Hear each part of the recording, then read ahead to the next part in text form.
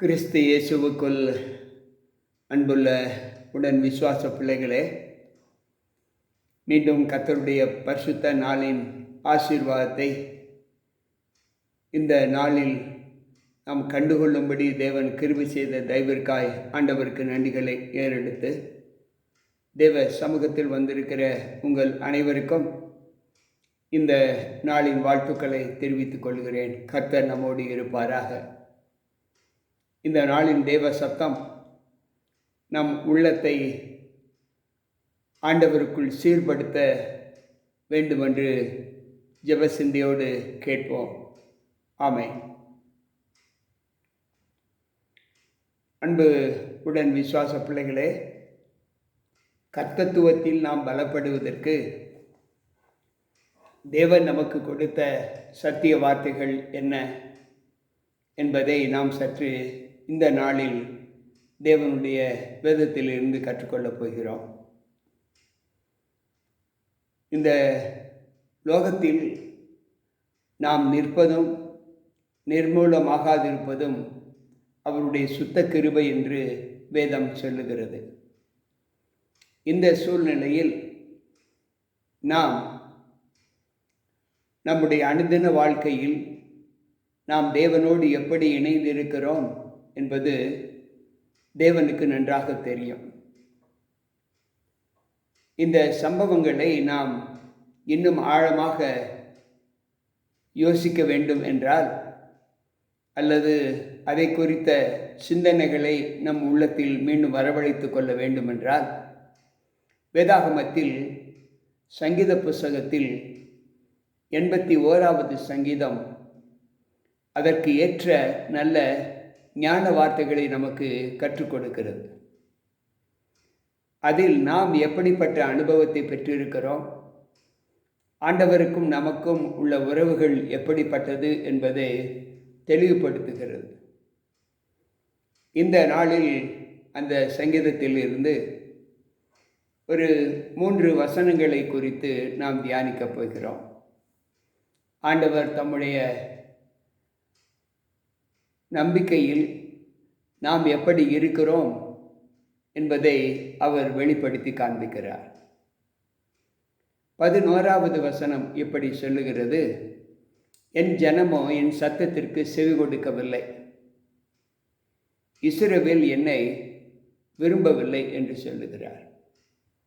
என் ஜனமோ என் சத்தத்திற்கு செவி கொடுக்கவில்லை, இஸ்ரவேல் என்னை விரும்பவில்லை.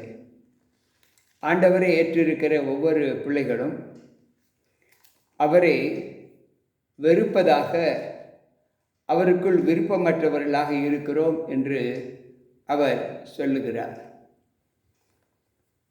உண்மை என்ன என்பதை நாம் தியானிப்போம்.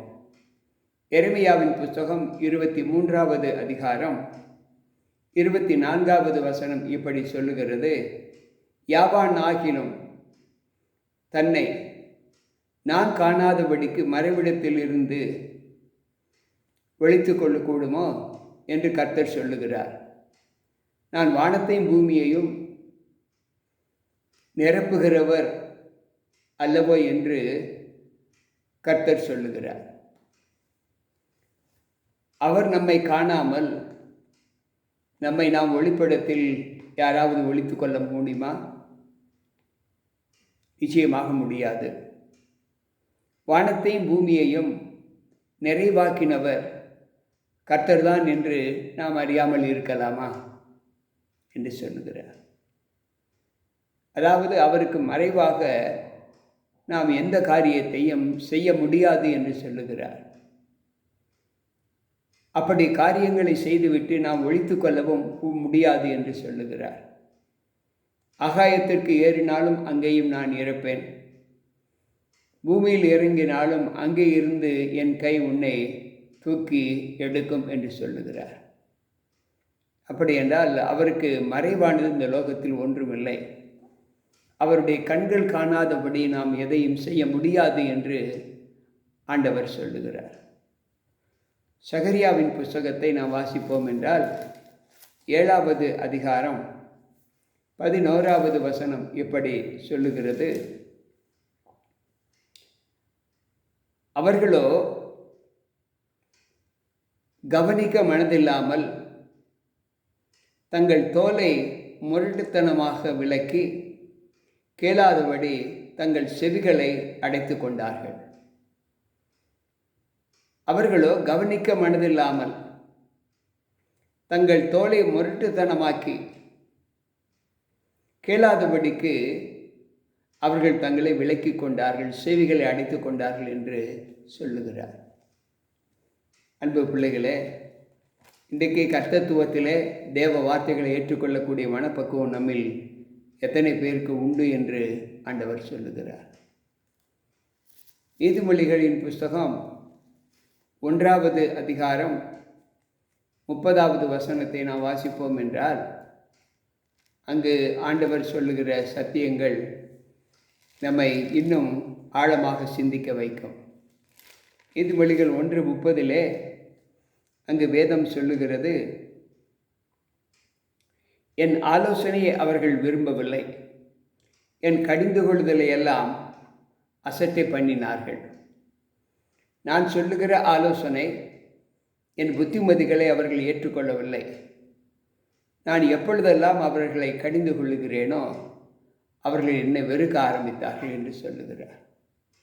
இன்றைய சூழ்நிலையில் மனுஷியத்தில் குடும்ப நிலையில் நாம் நம்மை ஏறிட்டு பார்ப்போம். நம்முடைய குடும்பத்தில் ஆலோசனையை கேட்பதற்கு எத்தனை பேர் ஆயத்தமாய் இருக்கிறோம்? முதியோர்களின் வாக்கை கேட்பதற்கு நாம் நம்மை ஒப்புக் கொடுக்கிறோமா? சபைகளிலே, திருச்சபைகளிலே போதகர்கள் சொல்லுகிற வார்த்தைகளுக்கு, எச்சரிப்பின் சத்தத்திற்கு நாம் செவி சாய்க்கிறோமா? யோசிப்போம். ஆண்டவருடைய வார்த்தைகளை கேட்பதற்கு நம்மில் எத்தனை பேர் நாங்கள் ஏற்று முழுமையாக நடக்கிறோம் என்று சொல்லக்கூடும்? நிச்சயமாக இல்லை. ஆண்டவர் சொல்லுகிறார், என் ஆலோசனை ஏற்றுக்கொள்ள அவர்கள் விருப்பப்படவில்லை, என்னை வெறுக்கிறார்கள். அதே நீதிமொழிகளின் புஸ்தகம் 1வது அதிகாரம் சொல்லுகிற வார்த்தை என்னவென்றால், எனக்கு 33 எனக்கு செவி கொடுக்கிறவன், நீதிமொழிகள் 1:33, எனக்கு செவி கொடுக்கிறவன் எவனோ அவன் விக்கனமின்றி வாசம் பண்ணி ஆபத்துக்கு பயப்படாது இருப்பான். எனக்கு செவி கொடுக்கிறவன் எவனோ, ஆண்டவருடைய வார்த்தை சொல்லுகிறது, அவருக்கு செவி கொடுக்கிறவர்கள் எவர்களோ அவர்கள் விக்கனமின்றி எந்தவித ஆபத்தோ களங்களோ போராட்டமோ மன அமைதியின்மையோ இல்லாமல் அவர்கள் வாழ்வார்கள் என்று சொல்லுகிறார். அப்படி என்றால் ஏன் பிள்ளைகள் ஆண்டவருடைய நாமத்தை ஏற்றுக்கொண்டு அவருடைய சொற்களுக்கு கீழ்ப்படிவது இல்லை? நீதிமொழிகள் 8:36 சொல்லுகிறது, எனக்கு விரோதமாய் பாவம் செய்கிறவனோ தன் ஆத்துமாவை சேதப்படுத்துகிறான். என்னை வெறுக்கிறவர்கள் யாவரும் மரணத்தை விரும்புகிறார்கள். எனக்கு விரோதமாய் பாவம் செய்கிறவன் தன் ஆத்துமாவை சேதப்படுத்துகிறான். என்னை யாரெல்லாம் வெறுக்கிறார்களோ அவர்கள் மரணத்தை விரும்புகிறார்கள் என்று ஆண்டவர் சொல்லுகிறார். அன்பு பிள்ளைகளை, சற்று யோசிப்போம். தேவ வார்த்தைகள் ஆண்டவருடைய ஆசீர்வாதத்திற்கு மட்டுமே உரிய, அவை நம்மை ஒரு நாளும் சஞ்சலப்படுத்தாது, நம்மை பாவத்திற்கு அழைத்து செல்லாது என்று ஆண்டவர் சொல்லுகிறார். ஆனால் நாம் ஏன் ஆண்டவரை வெறுக்கிறோம்? எபிரேயர் 10வது அதிகாரம் 29வது வசனம் இப்படி சொல்லுகிறது, தேவனுடைய குமாரனை காலின் கீழ் மிதித்து தன்னை பரிசுத்தம் செய்த உடன்படிக்கையின் இரத்தத்தை அசுத்தம் என்று எண்ணி கிருபையின் ஆவியை நிந்திக்கிறவன் எவ்வளவு கொடிதான் ஆக்கினைக்கு பாத்திரவானாய் இருப்பான் என்பதை யோசித்து பாருங்கள். தேவனுடைய குமாரனை காலில் கீழாக மிதித்து தன்னை பரிசுத்தம் பண்ணின உடன்படிக்கையின் இரத்தத்தை அசுத்தம் என்று சொல்லி தேவனுடைய வார்த்தைகளுக்கு செவி கொடுக்காதவர்கள் கிருபையின் ஆவியை எவ்வளவு துன்பப்படுத்தி கொண்டு இருக்கிறார்கள், நிந்திக்கிறார்கள் என்று அவன் அறிந்திருக்க வேண்டும் என்று ஆண்டவர் சொல்லுகிறார். சற்று யோசிப்போம் அன்பு பிள்ளைகளே. அவரை வெறுப்பதற்கான காரணங்கள், அப்படி வெறுத்தால் அவர்களுக்கு உண்டாகும் நிலை என்ன என்று இங்கு ஆண்டவர் சொல்லுகிறார். 81வது சங்கீதம் 12வது வசனம் சொல்லுகிறது, ஆகையால் அவர்களை அவர்கள் இருதயத்தின் கடினத்திற்கே விட்டுவிட்டேன், தங்கள் மனம் போன போக்கிலே அவர்கள் நடந்தார்கள் என்று ஆண்டவர் சொல்லுகிறார். அவர்கள் என்னை வெறுத்து விட்டார்கள் என்று சொல்லும்போது அந்த வெறுப்பிற்கு சாட்சியாக அவர்கள் இருக்கட்டும், இனி நான் அவர்களுக்கு ஆலோசனை சொல்வதற்கு ஆயத்தம் இல்லை என்று ஆண்டவர் சொல்லுகிறார். பழைய ஏற்பாட்டு காலத்தில் முதல் புஸ்தகமாக ஆதியாகம புஸ்தகம் 6வது அதிகாரம் 3வது வசனம் சொல்லுகிறது, என் ஆவி என்றென்றைக்கும் இனி மனுஷனோடு போராடுவது இல்லை, அவன் மாம்சம்தானே, அவன் இருக்கப் போகிற ஆண்டுகள் 120 வருஷம் என்று சொல்லுகிறார். ஜனத்தொகையற்ற அந்நாட்களில் வாழ்ந்த பிள்ளைகள் செய்த பாவத்தையே ஆண்டவர் வெறுத்து மனம் கசக்கிறார் என்றால், துக்கப்படுகிறார் என்றால், இன்றைக்கு வாழ்கிற இவ்வளவு பெரிய ஜனக்கூட்டம் செய்கிற பாவங்களை பார்த்து அவர் எப்படி எந்த நிலையில் இருப்பார் என்பதை சற்று யோசித்து பார்ப்போம். அவர் சொல்லுகிறார், என் ஆவி இனிமேல் மனுஷனோடு என்றென்றைக்கும் போராடுவது இல்லை, ஏனென்றால் அவன் இருக்கப் போகிற நாட்கள் 120 வருஷம் தானே. அன்பு பிள்ளைகளே, காரணம் ஏன் போராடுவது இல்லை என்று ஆண்டவர் சொல்லுகிறார் என்றால், அவன் மாமிசத்தில் தான் இன்னும் ஜீவிக்கிறான், அவனுக்குள் இன்னும் மாமிச பலவீனம் இருக்கிறது, அவன் திருந்த மாட்டான் என்று ஆதியிலே ஆண்டவர் நினைத்தார். அந்த நினைப்பு தான் அவரை மீண்டும் இந்த துக்கத்திற்கு உள்ளாக்கியது. அன்பு பிள்ளைகளை, இன்றைக்கு நம்முடைய செய்கை ஆண்டவருக்குள் எப்படி இருக்கிறது சற்று யோசிப்போம். நாம் நம்முடைய யோசனைப்படியே நடப்பதற்கு ஆண்டவர் அனுமதித்து விட்டாரா? யோசிப்போம். அப்போஸ்தலர் நடவடிக்கையின் புஸ்தகம் 7வது அதிகாரத்தை நாம் வாசிப்போம் என்றால் 42வது வசனம் இப்படி சொல்லுகிறது. அவர் சொல்லுகிறார், அப்பொழுது தேவன் அவர்களை விட்டு விலகி வானசேனைக்கு ஆராதனை செய்ய அவர்களை ஒப்பு கொடுத்தார். அவர்கள் அதை குறித்து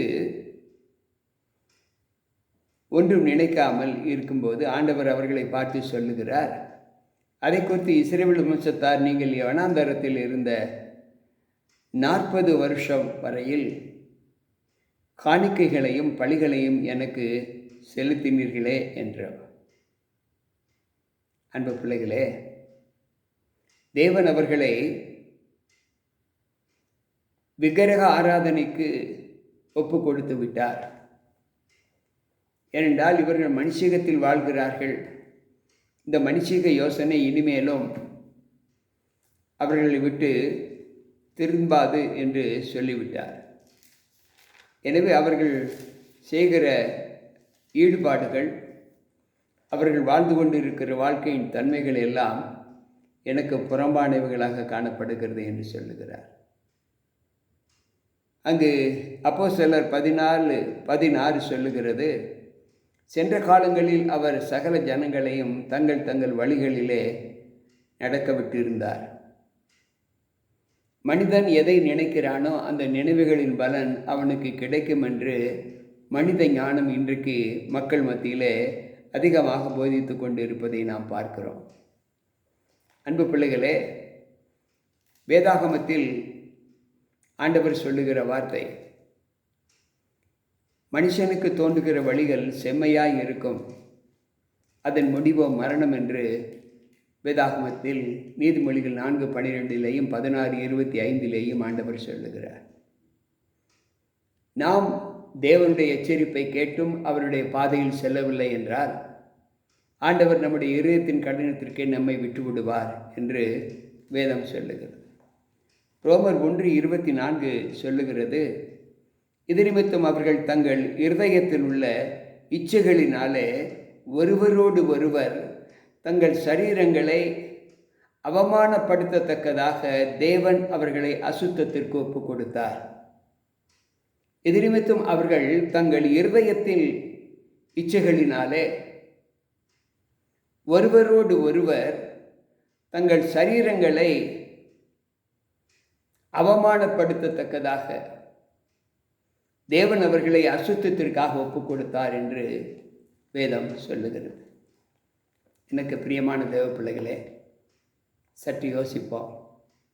அவர்கள் தங்கள் யோசனையின்படியே நடந்தார்கள் என்று சொல்லுகிறார்.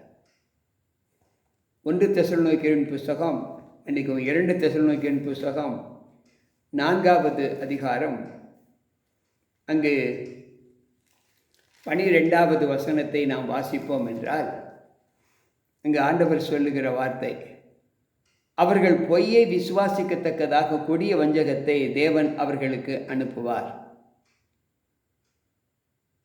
தங்கள் இருதயத்தின் கடினத்திற்கே அவர்களை ஒப்புக் கொடுத்தேன் என்று சொல்லுகிறார். அவர்கள் என்னை விரும்பாமல் தங்கள் சுய புத்தியை நாடி தங்கள் இச்சைகளுக்கு ஏற்ற செய்கைகளை செய்யும்போது என் ஆலோசனைகளை அவர்கள் ஏற்றுக்கொள்வது இல்லை. எனவே அவர்கள் தங்கள் யோசனைப்படியே நடக்கட்டும் என்று அவர்களுக்கு நான் ஒப்பு கொடுத்து விட்டேன். அவர்கள் எதை விரும்புகிறார்களோ அதை அவர்கள் செய்யட்டும் என்று. அவர்கள் விரும்பினது என்ன?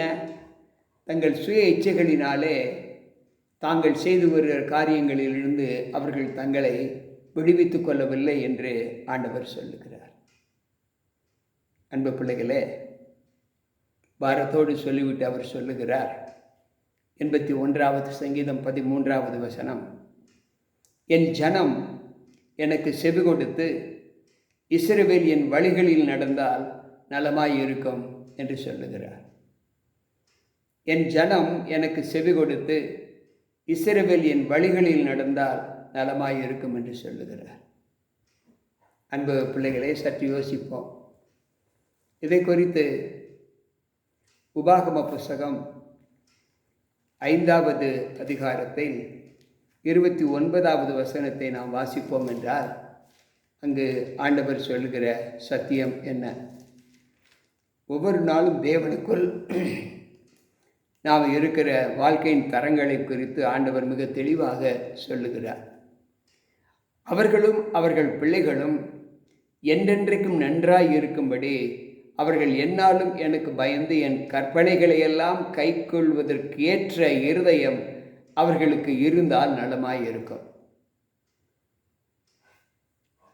நம் இருதயத்திற்கே நம்மை ஒப்புக் கொடுத்து விட்ட தேவன், நாம் எதை செய்ய வேண்டும் என்று நினைக்கிறோமோ அந்த நினைவுகளின் பலனிலே நீங்கள் செய்யுங்கள் என்று சொன்ன தேவன் மனம் பொறுக்காமல் மீண்டும் சொல்லுகிறார், என் பிள்ளைகள், அவர்கள் பெற்றெடுத்த பிள்ளைகள் எல்லோருமே என் சொல்லுக்கு, என் வேதத்திற்கு, என்னுடைய திருச்சட்டங்களுக்கு கீழ்ப்படிந்து நடந்து அவைகளின்படி உங்களுடைய வாழ்க்கையை ஒப்பணித்தால் அது அவர்களுக்கு நலமாய் இருக்கும் என்று சொல்லுகிறார். அன்பு பிள்ளைகளை, சற்று யோசிப்போம். உபாகம புஸ்தகத்திலே நாம் 32வது அதிகாரம் 29வது வசனத்தை நாம் வாசித்து பார்ப்போம் என்றால், அங்கு ஆண்டவர் சொல்லுகிற வாக்குத்தத்தம், அவர் சொல்லுகிறார், அவர்கள் ஞானமடைந்து இதை உணர்ந்து தங்கள் முடிவை சிந்தித்து கொண்டால் நலமாயிருக்கும். இவ்வளவு செய்ததற்கு பின்பும் கூட எவ்வளவு பொறுமையோடு ஆதங்கத்தோடு ஆண்டவர் அந்த பிள்ளைகளை தன்னிடத்தில் திரும்ப வேண்டும் என்று சொல்லுகிறார். இவ்வளவு நடந்ததற்கு பின்பும் அவர்கள் ஆராய்ந்து பார்த்து தங்கள் இருதயத்திலே அவர்கள் சிந்தித்து உணர்ந்து நல்ல முடிவை அவர்கள் எடுத்தால் அது அவர்களுக்கு நலமாய் இருக்கும் என்று சொல்லுகிறார். அன்பு பிள்ளைகளே, சற்று யோசிப்போம்.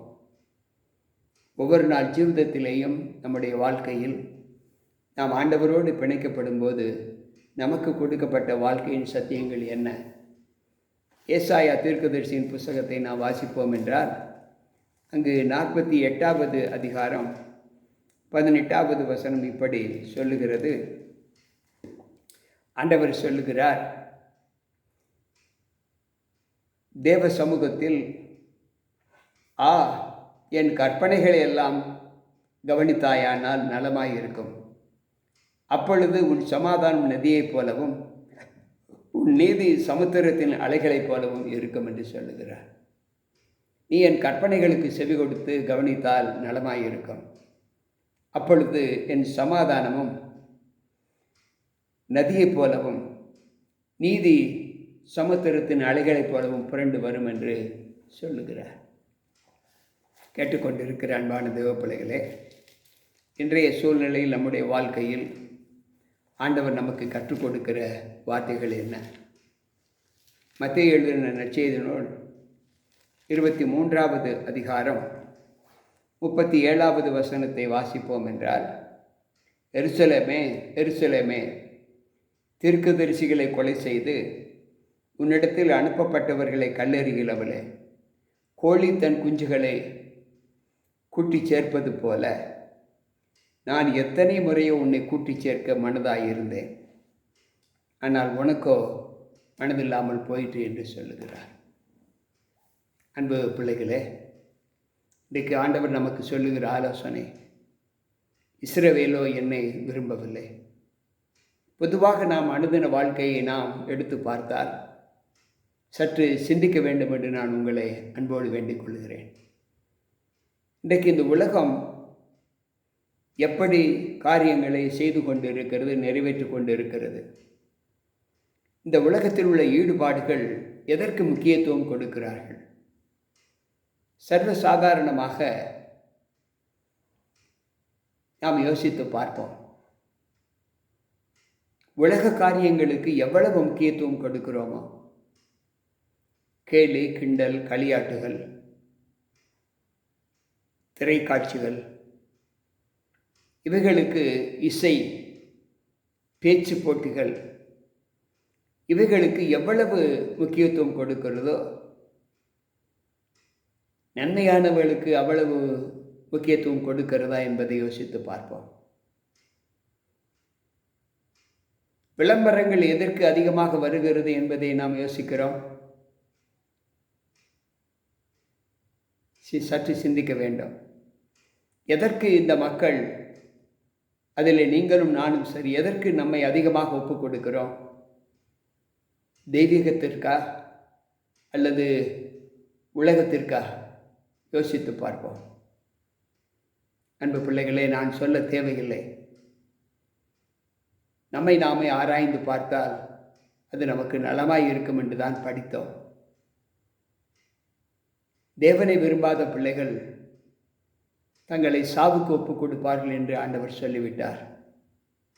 என் பிள்ளைகள் என் சத்தத்திற்கு செவி கொடுத்து என்னை கவனித்தால் அவர்களுக்கு நலமாய் இருக்கும் என்றும் சொல்லிவிட்டார். இதில் நாம் எதை நாடப் போகிறோம்? உலகத்தையா அல்லது இந்த உலகத்தை படைத்தவரையா?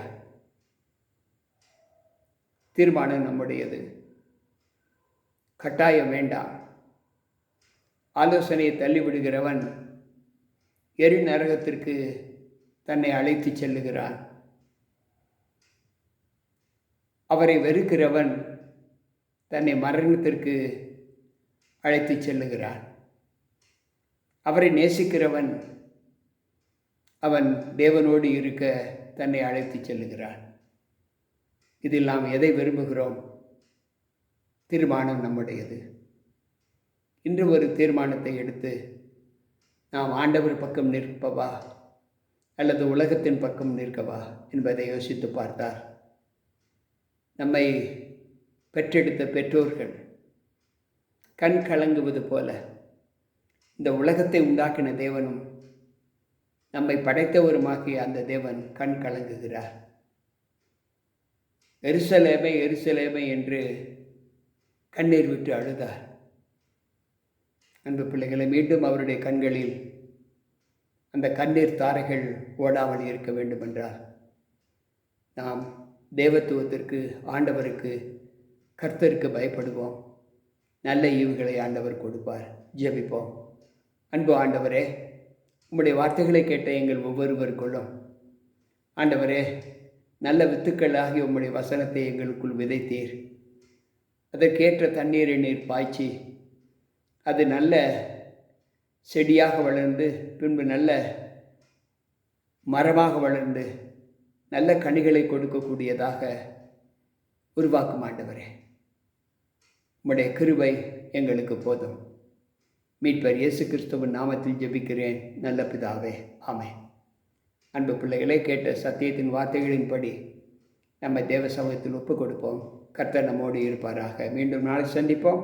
உங்கள் போதகர் ஜி.கே. ராபர்ட்.